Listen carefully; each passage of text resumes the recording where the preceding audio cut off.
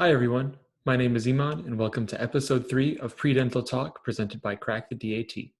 This podcast is going to be a bit different from our normal interviews as I will be talking about the dental admission test, otherwise known as the DAT. In this episode, I will be breaking down the 10 steps I took to get a high score.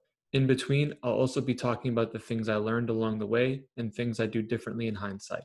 So let's get started. So step number 1 would be to talk to someone who's gone through it before. If you guys watched the previous episode of the podcast, episode number 2, I talked to Dr. Kwan, who is a dentist in my hometown. And he was actually one who came up to me after I told him I was taking up the DAT. And he recommended me all these different study resources, and he talked to me about his experience. And one thing that he really pointed out to me was that he used Crack the DAT and it helped him get 25 plus on all of his topics, including the PAT. He particularly stressed the benefits on that.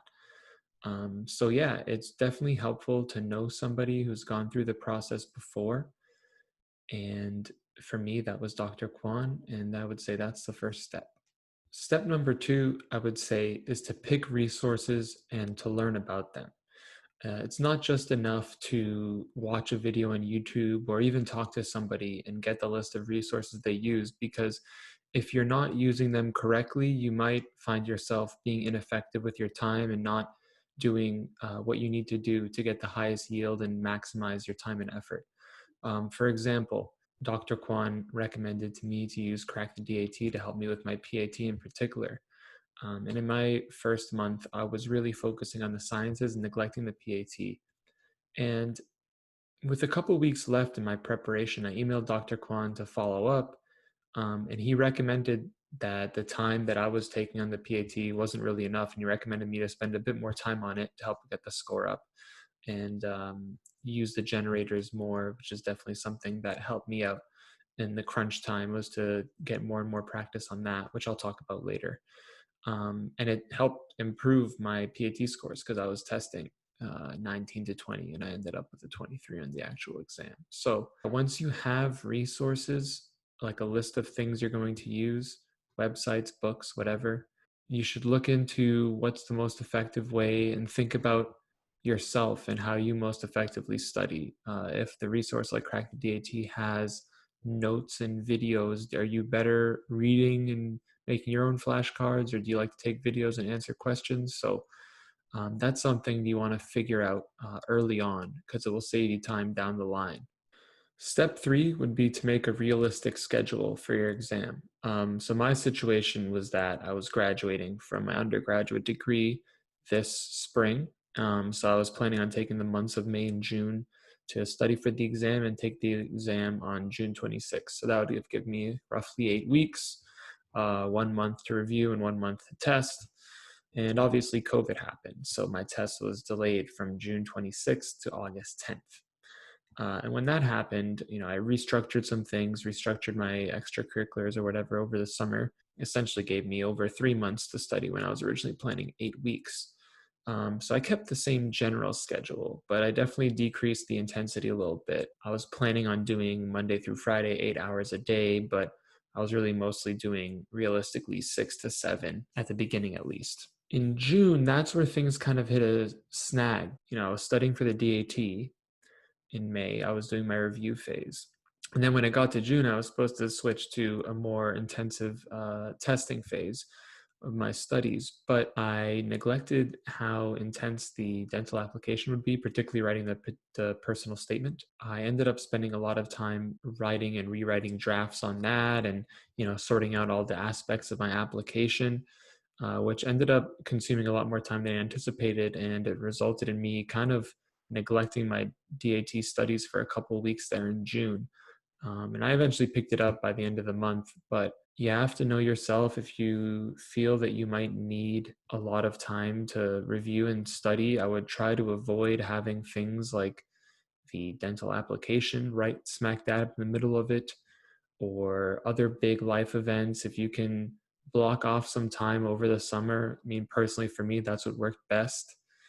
If that's not an option, I would definitely spread over your studies over a longer period of time. For example, I was planning on doing 8 weeks full time, but If you have part-time or full-time commitments, I'd definitely recommend stretching that out. But that's for you to decide. It's just to make sure you keep a realistic schedule. If I were to do it again, I would probably just keep in mind how time consuming that application would have been and factored that into my study plans, so I wasn't so rusty when I came off my application and moved into my testing phase. I kind of lost some of the material I reviewed, and it made the review process a little more intensive for the last month or so. Okay, step 4 is the what I call the review phase. So for me, this is my process because I graduated as a senior, and so it had been a couple of years since I took those science courses, in particular the biologies and the chemistries. So my first 4 weeks was just reviewing the sciences intensely. And also in this time, I worked in some reading and watching strategies on math, PAT, and reading, just to familiarize myself with the sections so that by the time the next month came, I was ready to dive into the questions. But given the fact that, the sciences in particular, there's just so much information to know, definitely the focus was on reviewing on that.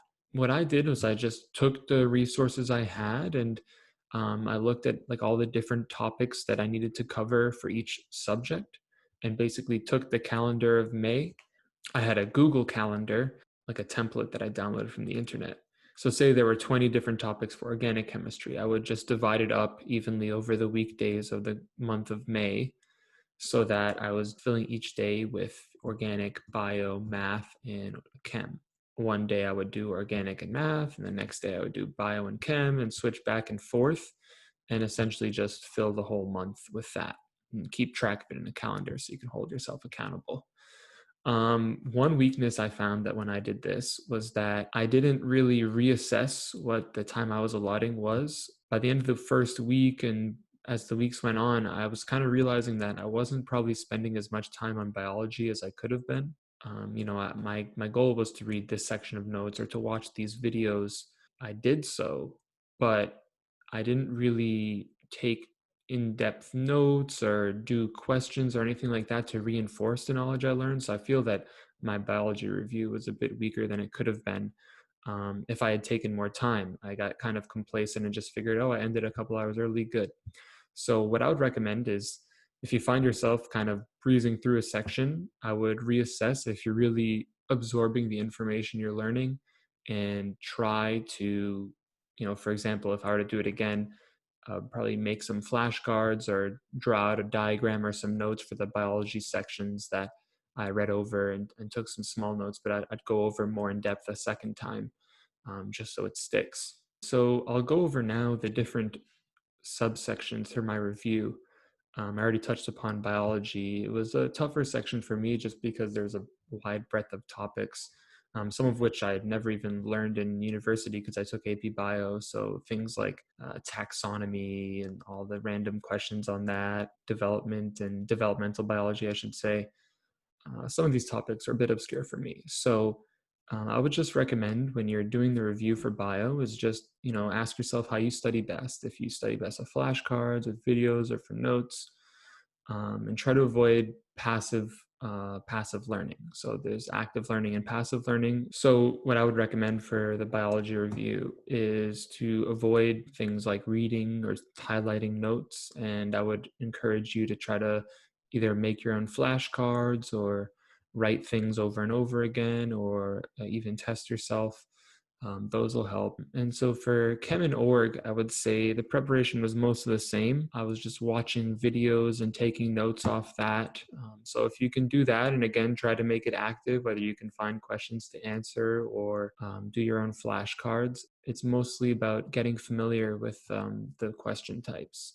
You'll see when you get to the testing phase that there are a lot of commonalities, like things like acid base and periodic trends. And so if you can find some good videos, or if you again prefer to look at notes, you can find those, try to absorb the information, take notes, and it'll help you for your testing phase. For math, again, is just getting familiar with the question types, and that one's a rapid fire. So it's definitely helpful to get to know the question types. And then, when it gets to the testing phase, we'll talk about it. Just keep testing yourself, because you need to be quick on those. So for the PAT, In the first month, I really just kind of watched there are these really helpful videos on Crack the DAT that helped you with different strategies for all 6 of the subsections of the PAT, for the cube counting, pattern folding, etc. So I just went over those, learned the strategies, and the cool thing was that they talked about, when you're in the actual exam,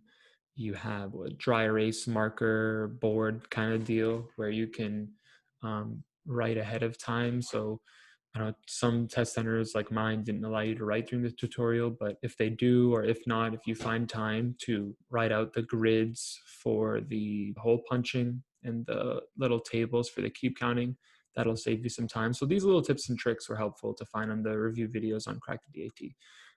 So yeah, that my first month, again, mostly focusing on sciences, math, PAT, and reading. I really didn't prepare at all.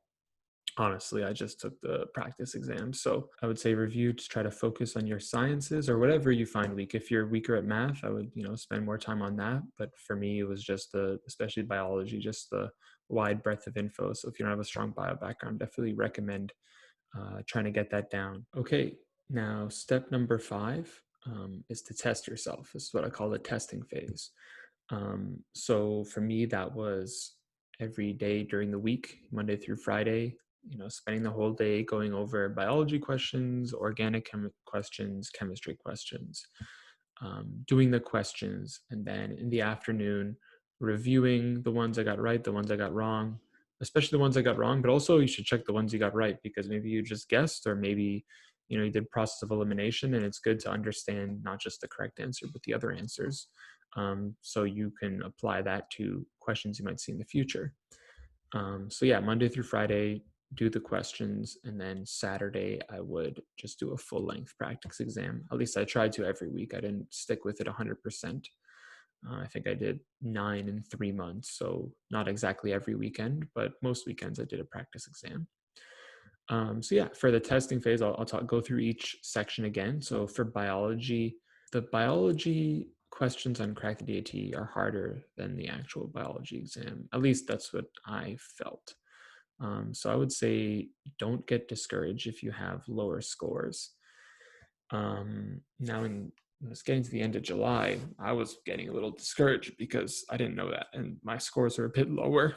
I got a little stressed, honestly, my last couple weeks. I really buckled down and started to just, I started the summer with 6, 7 hour days, but I ended up going 8, even 10, which is a bit much. But there were things like the biodiversity and the developmental biology that wasn't really clicking for me. Even the night before the exam, I was on YouTube binge watching these biology videos on 2 times speed.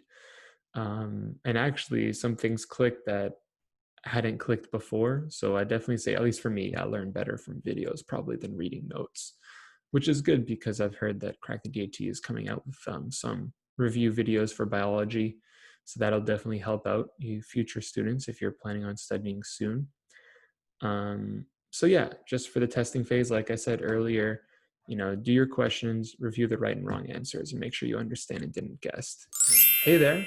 Hope you're enjoying this podcast so far on the 10 steps it took me to get a good score on the DAT. Now, obviously, this podcast is brought to you by Crack the DAT. It's definitely a tool that helped me do well, and I couldn't have done well without. New to Crack the DAT are biology crash course videos. Now, I mentioned earlier in the podcast that that's something I wish I had at an earlier point because it would have helped me out and solidify some of the concepts I was really struggling with in biology. So now you've got the resource, you got videos for all the kinds of biology topics that might come up on the exam. Watch them, take notes on them, make flashcards if you're feeling ambitious.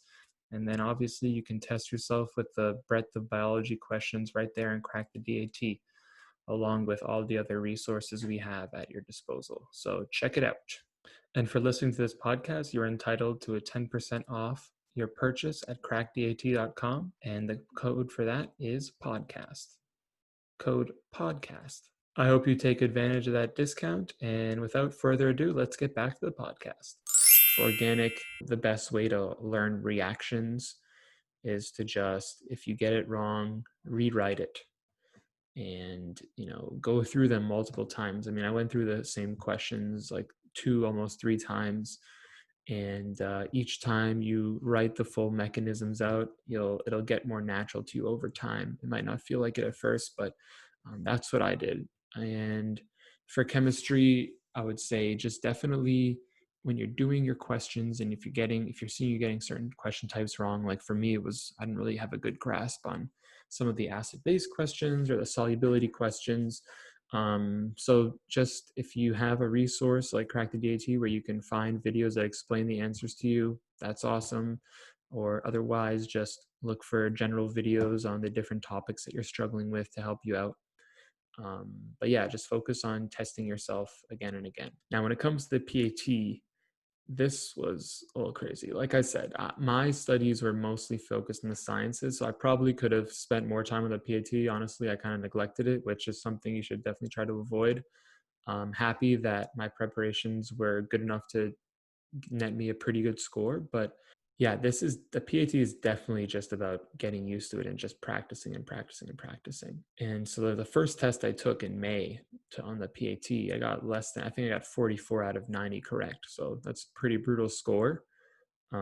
Luckily, I had Cracked the DAT to help me with the generators, that just spit out like the angle ranking and the pattern folding. Those two, angle ranking I was kind of up and down with, but the pattern folding I was brutal at, honestly. Just some of the patterns I couldn't really perceive that well. So the good thing is that for the PAT, if you just keep working at it, it might be frustrating, but you just have to persevere. And I know, like, psychologically it might be easier to, if you keep getting something wrong, to just kind of avoid it, but that's the worst thing you can do. I kind of did the equivalent of one full PAT, so like 90 questions once a week, and I would review either later that day or the next day, whatever. Now, if you're struggling on that, I would probably recommend a bit more. I was kind of running out of time most times I went through the PAT on Crack the DAT. But on the real thing, I pretty much finished right at the wire. Like, I didn't have any spare time at all, but I was able to finish on time, I'd say. PAT is just about practice. That's, I think, what the P stands for. For the reading comprehension, again, that's just something, I mean, I've always read as a kid, and in school I read papers, research papers for various different things. So for me, I didn't really focus on the reading that much apart from the weekly tests I took. Now, if you're asking me how I actually did the reading comprehension section, I know people talk about the search and destroy method where they don't read the section, they just skip right to the questions and look for the answers. I would avoid personally doing that. I mean, to me, I found it effective and not too time consuming to read the prompt first and then go to the questions. And when I say read, I didn't peruse the entire document and define every single word in every single sentence, but it's more of a scan. You look at the first sentence, you look at the last sentence of each paragraph, see if you can get the main idea of each paragraph. And essentially what I do is just, for each paragraph, give it a quick look, try to gauge the main idea, and if you see any like names or dates or anything that's a detail that you might think might come up later, highlight it, because you got the highlighter, right? So yeah, highlight key terms, phrases, words you don't know, for example. Scan each paragraph, and then on your scrap paper, just each paragraph you put down one bullet point summary of that paragraph, okay? So you'll end up, if it's 15 paragraphs, you end up with 15 bullet points. So when it's time to go to the questions, if it asks you, like, where does it mention this? You can quickly look at each paragraph and compare where you're most likely to find that answer. I definitely find this method, I mean, I didn't have much spare time at all. Like, I pretty much went right to the wire. I might have had like 20 seconds to spare. You can't dilly-dally on this section. You got to go for it. But personally, I don't have experience with not reading the passages. I always just try to keep in mind that it's 60 minutes, 3 passages, so 20 minutes per passage. And if you do your best to try to scan, highlight, get main ideas, get that done. I don't remember exactly what time it was, but let's say 8 10 minutes max, and make sure you have enough time to answer the question. Hopefully you get enough practice in to gauge how long it takes you, but definitely keep in mind 20 minutes per passage. Don't go over that. And finally, for the QR, get used to the problem types, watch the solutions if you don't know how to do them, and Crack the DAT has video solutions for all the questions. And I found that helpful, especially for the work problems, because I just wasn't really used to doing those, when Johnny does 1/4 of the job in a day, and those kinds of questions I found a bit weird. So those helped me out, and there's just certain topics that I kind of struggled with, and I just needed to go over a couple times. So the videos and just doing more questions helps out. Be it basic trig, you should probably know that.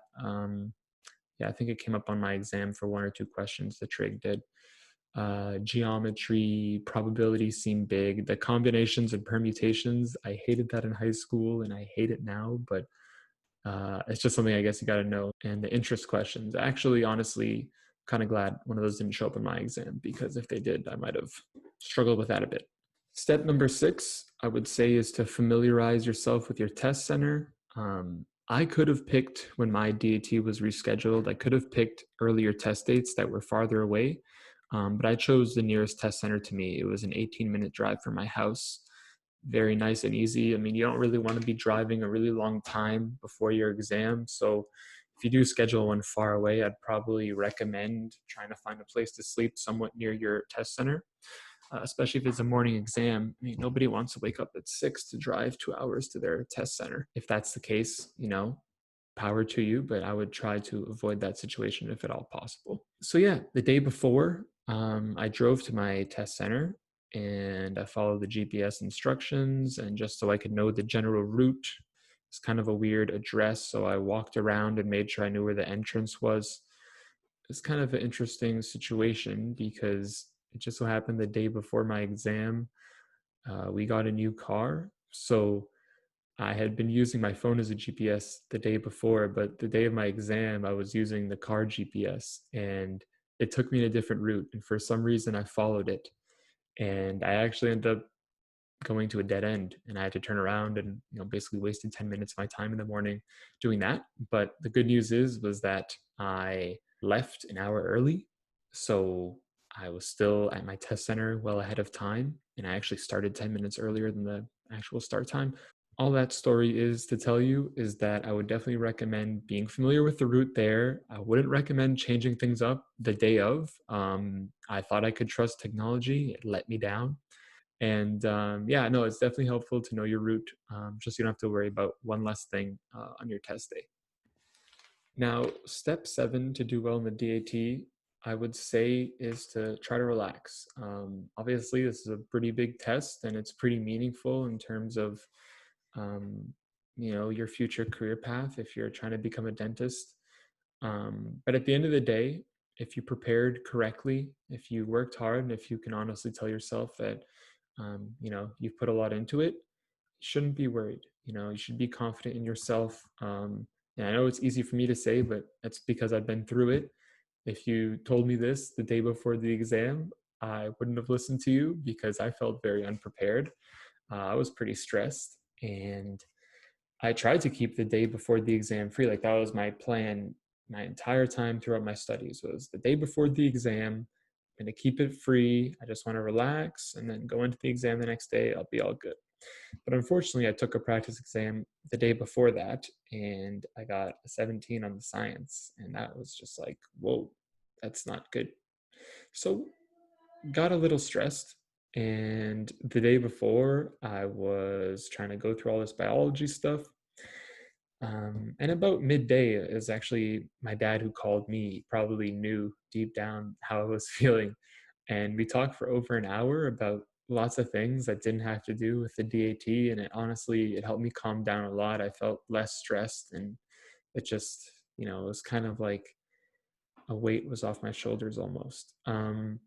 So yeah, I still watch videos that night, but it was kind of like a light review. Like, I just had the right mindset. I felt confident. I felt good.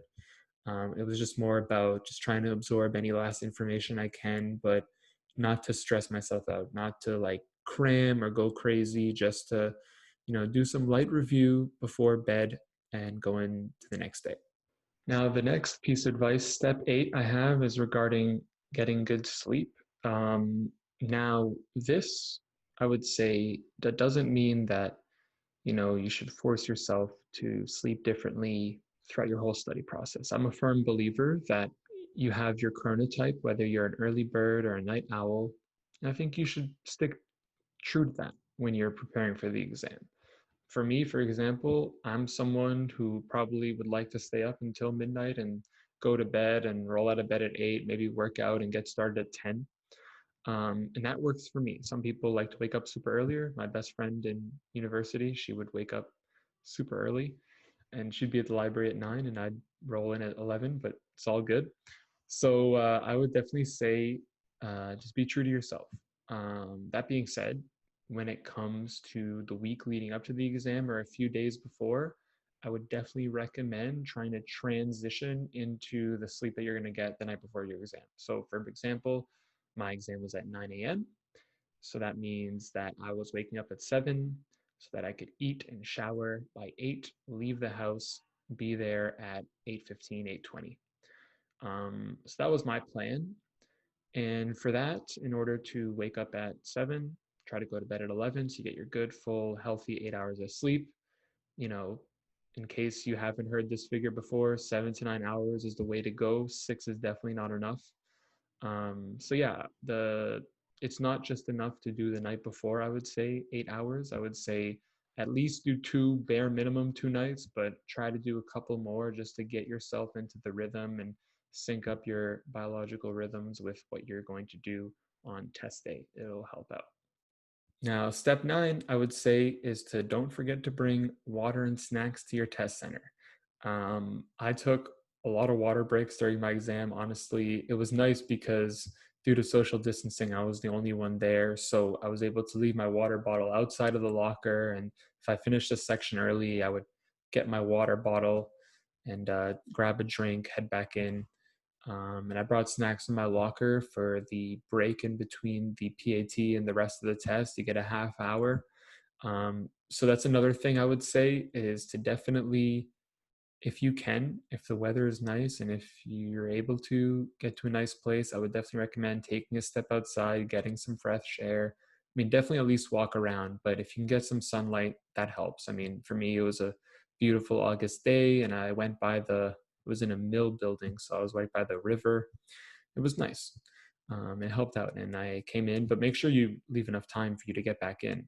I've watched other videos where they say that if there's a lot of people there, might take a while to get processed back in. I mean, luckily for me, I was the only one. But just make sure that you have allotted enough time for yourself to use the bathroom if you have to, get another drink if you have to, and get signed back in and sit at your table. Because if you are too late and the clock is running for reading comprehension, it's not a section you want to run behind in because it took me pretty much the full time to do.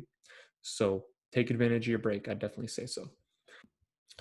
And finally, step number 10, here you are. Just crack the DAT. Just remain relaxed. If you prepared well, you have nothing to worry about.